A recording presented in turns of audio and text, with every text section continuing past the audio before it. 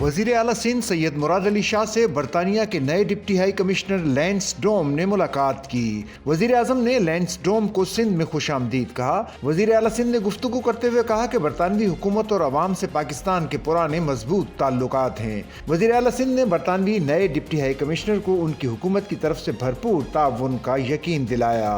बरतानवी नए deputy high commissioner ने वजीर आला सिंध के ताउन का शुक्रिया अदा किया। मुलाकात में 2022 के सैलाब की तबाही और बहाली पर तबादला ख्याल किया गया।